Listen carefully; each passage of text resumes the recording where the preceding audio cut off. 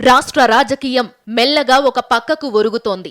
అదే CM YS Jaganmohan Reddy ఉన్న పక్కకు ఒరిగిపోతోంది. తెలుగుదేశంలో ఎమ్మెల్యే టికెట్ కోసం చూస్తున్నవాళ్లు కూడా టికెట్ రాకున్నా అక్కడ ఉందామనే భావన వదిలేసి మాకు టికెట్ రాకున్నా పర్లేదు, వైఎస్సార్ కాంగ్రెస్లోకి వెళ్లిపోదామని అంటున్నారు. తెలుగుదేశం ఎలాగూ ఓడిపోయేదే, అలాంటప్పుడు అక్కడ ఉండి ఏం లాభం? అందుకే జగన్మోహన్ రెడ్డి వైపు వెళ్లిపోదామని ప్రత్యర్థులు సైతం భావించే పరిస్థితికి వచ్చింది.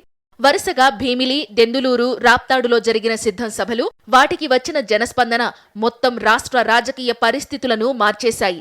ప్రజా మద్దతు అంత గొప్పగా ఉన్న వైసీపీ వైపు వెళ్లడమే మేలనే భావనను సిద్ధం సభలు నాయకుల్లో కలిగించాయి. దీంతోపాటు పార్టీని వీడి వెళ్లిన వాళ్లు సైతం మళ్లీ సొంత గూటికి చేరుతున్నారు. వైసీపీని వీడిన మంగళగిరి ఆళ్ల రామకృష్ణారెడ్డి సైతం మళ్లీ పార్టీలో చేరారు. పార్టీ ఎవరికి టికెట్ ఇచ్చినా ఆయన గెలుపు కోసం పనిచేస్తాను అని ఆయన అంటున్నారు. ఆయనతో పాటు మరికొంతమంది పార్టీలోకి తిరిగి వచ్చే అవకాశాలు ఉన్నాయి. ఇది ప్రత్యర్థి తెలుగుదేశానికి చాలా ఇబ్బందికర పరిస్థితి. ఇలా వైసీపీ బలపడుతున్న కొద్దీ టీడీపీలో ఆత్మస్థైర్యం సెల్ఫోన్ బ్యాటరీ మాదిరిగా యమ స్పీడ్గా తగ్గిపోతోంది. నూజివీడు టీడీపీ మాజీ ఎమ్మెల్యే ముద్రబోయిన వెంకటేశ్వరరావు వైసీపీలో చేరారు. మచిలీపట్నం టీడీపీ మాజీ ఎంపీ కొనకళ్ల నారాయణ సైతం వైసీపీ వైపు చూస్తున్నారు.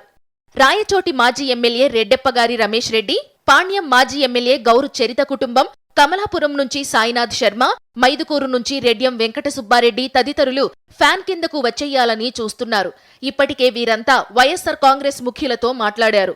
నేడో రేపో చేరిపోవడమే తరువాయి. మరోవైపు వైఎస్సార్ కాంగ్రెస్ అధ్యక్షుడు సీఎం వైఎస్ జగన్ దూకుడును అడ్డుకునే పరిస్థితి సైతం తెలుగుదేశంలో కానరావడం లేదు. జనసేన పరిస్థితి సైతం రోజురోజుకు దిగజారిపోతోంది. పరిస్థితి చూస్తుంటే టీడీపీ ఎన్నికలకు ముందే చేతులెత్తేసేలా ఉంది.